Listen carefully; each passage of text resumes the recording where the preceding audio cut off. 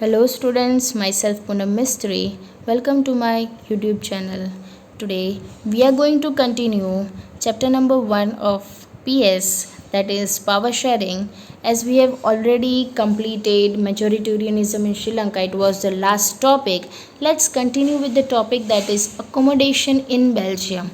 Now we already talked that what happened of Sri Lanka. It turned out into a civil war just because of difference in community. वहाँ पे सिंहाला को official language बना दिया था. फिर तमिल भी चुप नहीं बैठे. They started struggling for freedom.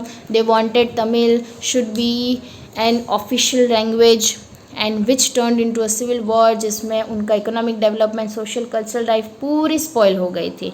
Now what about the Belgium. हमने स्टार्टिंग में ही बेल्जियम का सेग्रीगेशन देखा था. That in Belgium 59% lives in Flemish region and they were speaking Dutch language, while 40% lives in Wallonia region and they speak French language, right? And remaining 1% जो people थे, they were speaking German language. और capital city की बात करें तो 80% of the people were speaking French language and 20% people were speaking Dutch language. So now between 1970 and 1993 Belgium constitution was amended 4 times, 1970 से 1993 तक. सो यहाँ पे हम देख सकते हैं 23 ईयर्स में 4 टाइम्स उनका कॉन्स्टिट्यूशन जो है वो उसमें चेंजेस आए थे. 4 times they changed their constitution, means there was some changes done in the constitution. Now the elements of Belgium model क्या था, क्यों एक यूनिक था.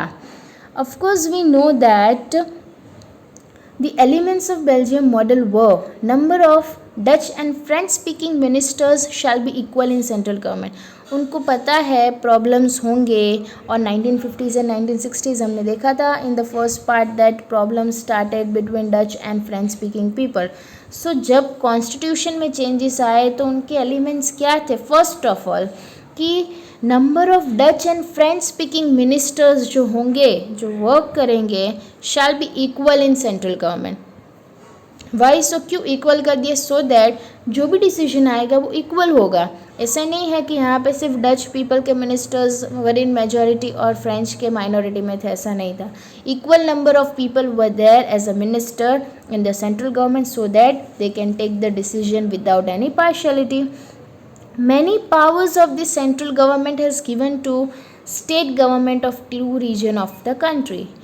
सेंट्रल गवर्नमेंट ने बहुत सारे पावर स्टेट गवर्नमेंट को दे दिए सो दैट स्टेट गवर्नमेंट जो है वो एटलीस्ट अपने स्टेट के लिए डिसीजन ले सकता है एंड फिर वो इंटरफियर करेगा ही नहीं. Brussels had separate government because it was the capital city of the country. उनका गवर्नमेंट ही सेपरेट था in which both communities have equal representation. और वहाँ पे फ्रेंच एंड डच दोनों कम्युनिटी को इक्वल रिप्रेजेंटेशन दिया था. It means that there was equality in Brussels capital city. There is also provision of community government elected by people belonging to one language community. अब वहाँ पे main thing क्या कर दिया, कम्युनिटी गवर्नमेंट. कम्युनिटी गवर्नमेंट मतलब group of government elected by the people. और कौन elect करता है, belonging to one language community which has power regarding culture. ऐसी कम्युनिटी के पीपल जिनके पास पावर है regarding cultural, educational and language related issues. जो भी इशू है उसके लिए गवर्नमेंट फॉर्म की थी and it was elected by the people only. So ये 4 पॉइंट्स थे बेल्जियन मॉडल के. पहला तो number of Dutch and French speaking minister shall be equal in central government. Second is many powers of the central government have been given to state government of 2 region of the country. So यहाँ पे state government are not subordinate to the central government. State government जो थी वो dependent नहीं थी central government पे. फिर third था कि Brussels had a separate government in which both the communities have equal representation. फिर French speaking people accepted equal representation in Brussels because Dutch speaking community has accepted equal representation in the centre. So दोनों को मानना पड़ा. So there was equality. और फिर fourth point था कि apart from central and state government third kind of government था that is community government, जो पीपल से ही इलेक्ट हुआ था based on one language community that is Dutch, French and German speaking no matter where they live. The government has the power regarding cultural, educational and language related issues. So you might find that ये Belgium model जो है वो बहुत complicated है. Of course ये बहुत complicated था even for the people living in Belgium, but ये जो अरेंजमेंट्स यहाँ पे किए थे it worked very well. They help to avoid civic strife between the two major community. अगर यहाँ पे भी अच्छे से सेग्रीगेशन नहीं किया होता तो श्रीलंका जैसी हालत हो सकती थी between this two communities. When many countries of Europe came together to form European Union, Brussels was chosen as its headquarters because इतना अच्छा arrangement था यहाँ पे. That is why. So from the above two stories, what do we learn? That both are democracies. दोनों democratic government थे, but yet they deal with the question of power sharing differently. दोनों ने power sharing जो थी वो differently की थी. जैसे श्रीलंका में एक ही जन को सब हैंडल करना था, लेकिन बेल्जियम में powers were already distributed, it was divided. In Belgium the leaders have realise that the unity of country is possible. Belgium में लीडर्स को रियलाइज़ हो गया कि कंट्री की यूनिटी तभी पॉसिबल है जब हम फीलिंग्स को रिस्पेक्ट करेंगे and interest of different communities. अगर हम सबकी फीलिंग को रिस्पेक्ट करेंगे और interest of different communities and region की कम्युनिटीज़ क्या चाहती है उनके हिसाब से हम चलेंगे और इक्वालिटी चाहिए तो ही तो ये कंट्री में यूनिटी रहेगी. Sri Lanka shows that if a majority community wants to force its dominance over others and refuses to share power, it can undermine the unity of the country. Sri Lanka क्या दिखाता है कि अगर मेजॉरिटी कम्युनिटी फोर्स करती है, dominate करती है माइनॉरिटी को एंड वो पावर शेयर करने में रिफ्यूज़ कर देती है तो ऑफकोर्स वो कंट्री की यूनिटी जो है वो ब्रेक ही होने वाली थी. And that what it happened. Now after that why power sharing is desirable. क्यों पावर शेयरिंग जो है वो नेसेसरी हो जाएगा and why power sharing should be done. तो power sharing is good because it helps to reduce the possibility of conflict.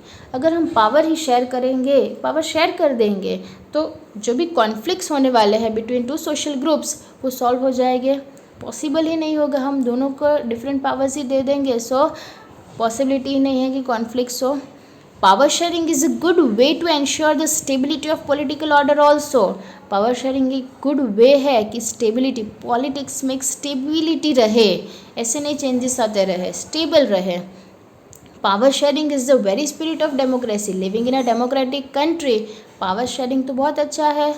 A democratic rule involves sharing power with those affected by its exercise and who have to live with its effects. Democratic rule क्या है? It involves power sharing. Democratic rule कहता ही है ये कि power must be shared among different people with those affected by it's exercise. And जिसको इससे रहना है मतलब पावर सबके पास के शेयर होना चाहिए. A legitimate government is one. Legitimate government क्या है? Where citizens through participation acquire a stake in the system. Means acquired hold, एक उनको पोजिशन मिले सिस्टम में. ये है लेजिटिमेट गवर्नमेंट की जहाँ पे सिर्फ एक ही पीपल लीडर ही डिसीजन ना लेता रहे लेकिन सिटीजन को भी चांस मिले to participate in this system. So first set of reason can be called as prudential and second moral. Prudential because it is based on careful calculation of gains and losses, that is on profit and losses. Prudential decisions are usually contrasted with decision based purely on moral consideration. Prudential है ये, means we can say based on perfect calculation, true. While prudential reasons stress that power sharing will bring out better outcomes. अगर हम एक तरीके से देखें कि power sharing से आउटकम्स हमें बेटर रिजल्ट्स मिले तो moral reasons emphasize the very act of power sharing as valuable. तो समटाइम्स मोरल रीज़न जो है वो एम्फेसाइज कर देता है दैट पावर शेयरिंग वैल्यूएबल है. मतलब दोनों के बीच में एक tough competition we can say. So that was why power sharing is desirable. Next is forms of power sharing. In modern democracies, power sharing arrangements can take many forms, different forms were there. Now, why it has been made? One basic principle of democracy हमें पता ही है is that people are the source of all political power, right? People ही एक source है political power के लिए. In a democracy people rule themselves through institution, people ही rule करते हैं. In a good democratic government, due respect is given to diverse group, that is different group of people and views that exist in a society. Everyone has a voice in shaping of public policy. एक democratic government में सबके पास everyone has their own voice like in shaping of public policy. कोई ऐसे नहीं बोल सकता है कि you can take any decision, आप कोई व्यूज़ नहीं दे सकते. It is not like that. Therefore, it follows that in a democracy, political power should be distributed as many citizens. So, अगर हम डेमोक्रेटिक गवर्नमेंट डेमोक्रेटिक कंट्री में रहते हैं तो power should be distributed among as many citizens as possible. But अगर हम एक modern democracy की बात करें, power sharing arrangements can take many forms. Let us look at some of the most arrangements. First is horizontal distribution of power. Power is shared among different organs of government, जैसे कि legislature, executive and judiciary. उसमें example दिया है India का. Y सो, और क्यों उनको horizontal distribution of power का है? Because it allows different organs of government placed at the same level to exercise different powers. Horizontal इसीलिए क्योंकि डिफरेंट ऑर्गन्स है, एक ही लेवल पे है लेकिन उनको डिफरेंट पावर्स दिए हैं. And such a separation ensures that none of the organise can exercise unlimited power. किसी को unlimited power, limited things are given, limited power is given to each and every level. Each organ checks the others. This results in a balance of power among various institution. हर एक organ को check करने के लिए दिया ही है. Last year also we studied that in a democracy even though ministers and government officials exercise power, they are responsible to the parliament or state assemblies. So एक example दे तो although judges are appointed by executive, they can check the functioning of executive or laws made by the legislature. Executive can check जो legislature काम कर रहा है वो. This arrangement is called a system of checks and balances. So ये है horizontal distribution of power जो हम इंडिया में देख सकते हैं. That is why example is given of India. Next is vertical distribution of power, where power can be shared among government at different levels. Some general government at different level for the entire country and government at the provincial or regional level. That is 3 levels are there: central, state and local. So such a general government for the entire country is usually called federal government, जहाँ पे more than one government we can say is there. In India we refer to as central or union government. The government at the provincial or regional level are called different names in different countries, और India में हम उसको state government बोलते हैं. ये system जो है it is not followed in all the countries. There are many countries जहाँ पे कोई भी provincial और state government है ही नहीं. But in those countries like ours, where there are different levels of government, the constitution clearly lays down the powers of different levels of government. Constitution clearly बोलता है different levels of government के बारे में. That is why what they did in Belgium but was refused in Sri Lanka. Different levels से इसीलिए तो power was shared in Belgium but Sri Lanka में मना कर दिया. तो उसको हम बोलते हैं federal division of power. The same principle can be extended to level of government lower than state government. हम भी यहाँ पे डिफरेंट लेवल को पावर शेयर कर सकते हैं. Let us call this division of power involving higher and lower level of government, that is vertical division of power, right. So that will be known as vertical distribution of power. Third point is power may also be shared among different social groups such as religious and linguistic groups. Example यहाँ पे दिया है community government in Belgium. Belgium में community government मतलब community different communities were there. Flemish region में हमने देखा कि Flemish region में जो थे तो वहाँ पे 59% people speaking Dutch language. Then 40% people living in Wallonia they were speaking French language. ये communities थी. So यहाँ पे it is a good example of this arrangement. In some countries there are constitutional and legal arrangements also जहाँ पे socially weaker sections and women are represented in the legislature and administration. बहुत सारे countries ऐसे हैं कि जहाँ पे weaker section of people जो है उनको चांस दिया जाता है, उनके लिए भी सोचते हैं. लास्ट ईयर हमने रिजर्व कॉन्स्टिट्यूएंसीज के बारे में भी पढ़ा था. This type of arrangement is meant to give space in the government and administration. क्यों? किसके लिए? Especially to diverse social groups who otherwise would feel alienated. अगर जैसे श्रीलंका की बात करें कि अगर हम उनका सोचेंगे ही नहीं, तमिल स्पीकर्स जो थे, they will feel alienated from the government. So this method is used to give minority communities a fair share in power. इसीलिए तो ये जो है पावर शेयरिंग अरेंजमेंट जो हमने देखा, तो it is given specially to pressure groups, women's, control influence those in power, like that is third point. Different social groups को रिलीजियस बेसिस पे, लिंग्विस्टिक बेसिस पे, स्पेशली वुमेन को, ये सब को हमने स्पेशली स्पेस दिया है so that they will not feel alienated from the government. उनको फेयर शेयर दिया है in power. Next, fourth point and the last point is power sharing arrangement can also be seen in the way political parties, pressure groups and movements control or influence those in power. हमें पता है, in a democracy citizens must have freedom to choose among various contenders. हमारे पास election में we are having a chance और हमारे पास options होते हैं और हम चूज़ करते हैं उसमें से कि किसको पावर देना चाहिए.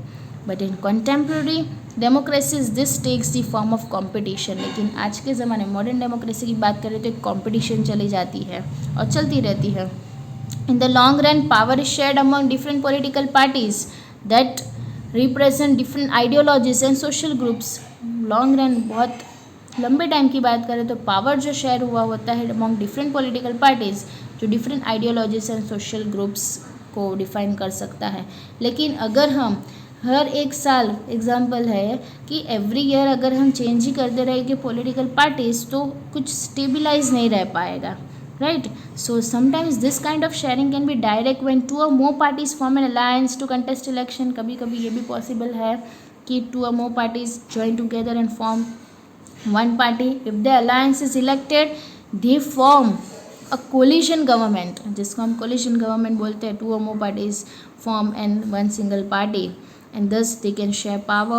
In a democracy we find interest groups such as those of traders, businessmen, industrialists. हमें ये सब दिखते हैं डेमोक्रेसी में. different type of people, farmers, industrial workers, they also will have a share in governmental power. उनका भी एक share है either through participation in government committees या तो bringing influence on decision making process.